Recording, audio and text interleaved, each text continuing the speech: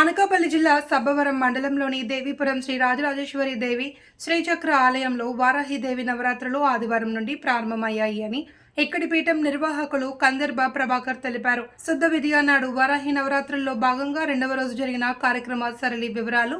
శ్రీయంత్ర మహామేరులోని శ్రీ వారాహి ఉత్సవ మూర్తికి హాజరైన భక్తులు సాధకులు తమ చేతుల మీదుగా వేద మంత్రాల నడుమ క్షీరాభిషేకం, నూతన వస్త్రాలు, ఆభరణాలు అలంకరింపచేసి షోడశోపచార పూజ, కుంకుమ పూజలు జరిపించి జయ మంగళ హారతులు ఇచ్చారు. ఈనాడు సహస్రాక్షి అమ్మవారు అనేక వర్ణాలతో కూడిన వివిధ మధుర ఫలాలతో సర్వాంగ సుందరంగా అలంకరించబడ్డారు. అష్టమాతృకలలో ఒకరైన శ్రీ వారాహి మాతకు దీర్ఘకాలిక వ్యాధుల నుండి రక్షణ కోరుతూ క్షీరాభిషేకం గావించారు. సాయంత్రం 6 గంటల నుండి మత్స్య వారాహి సహిత చండీ హోమం మొదలైంది.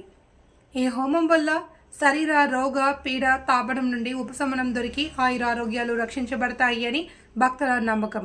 అందరికీ ఉచిత అన్నదానం గురుమాత శ్రీమతి అన్నపూర్ణమ్మ గారి ఆశీర్వాదం అందజేశారు. శ్రీమాత్రే నమః. శ్రీ గురుభ్యో నమః. శ్రీ వారాహి నవరాత్రి ఉత్సవములు నేటితో ప్రారంభం అయ్యాయి. ఆషాఢ మాసం పాడ్యమి తిథి ఈ రోజుతోటి గుప్త నవరాత్రులను పేర్కొనే ఈ వారాహి నవరాత్రి ఉత్సవం దేవీపురంలో చాలా ఘనంగా ప్రారంభమైంది. ఇక్కడ శ్రీయంత్ర మహామేరు ఎదురుగా గోమాత పూజ ఇప్పుడే సంపన్నం చేసుకున్నాము.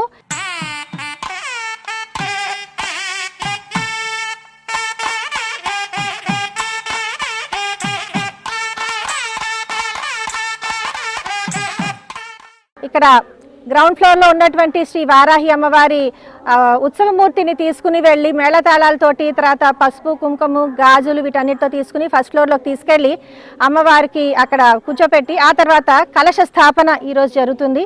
కలశ స్థాపన అయిన తర్వాత అక్కడ ఫస్ట్ ఫ్లోర్లోని అమ్మవారి ఉత్సవమూర్తికి అభిషేకం, క్షీరాభిషేకం, షోడశోపచార పూజ, కుంకుమ పూజ ఇవన్నీ ఉంటాయి.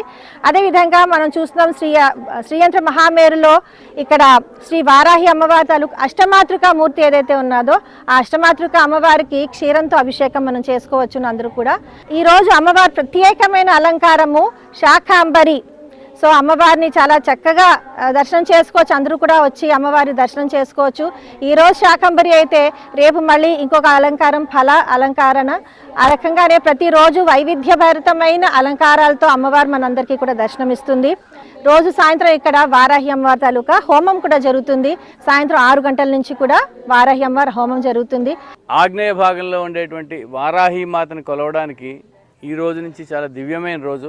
ఈ పిల్లలందరూ ఇక్కడ అమృత కన్యా గురుకులంలో ఉండేటువంటి విద్యార్థినులు. వీళ్ళు చదువులతో పాటు వేదము, సంస్కృతము ఇవన్నీ కూడా నేర్చుకుంటూ మన దేశంలో నేర్చుకోవాల్సిన విద్యలో ఇది కూడా ఒక భాగమే అని చక్కగా నేర్చుకోవడం జరుగుతోంది.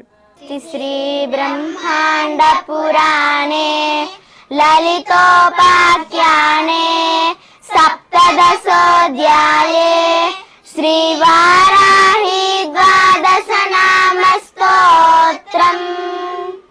ఇక వారాహి అమ్మవారి ప్రత్యేకత ఈ క్షేత్రానికి రక్షణ, ఆవిడ సామ్రాజ్యానికి రక్షణ వారాహి. ఆజ్ఞాచక్రేశ్వరి అంటారు. అంచేత అటువంటి దివ్యమైన అమ్మవారిని ఇక్కడ కొలుచుకోవడానికి చాలామంది అడుగుతున్నారు. కాబట్టి వారాహి మాలాధారణ దానికి కూడా కొన్ని పద్ధతులు అవి నిర్వచించడం జరుగుతోంది.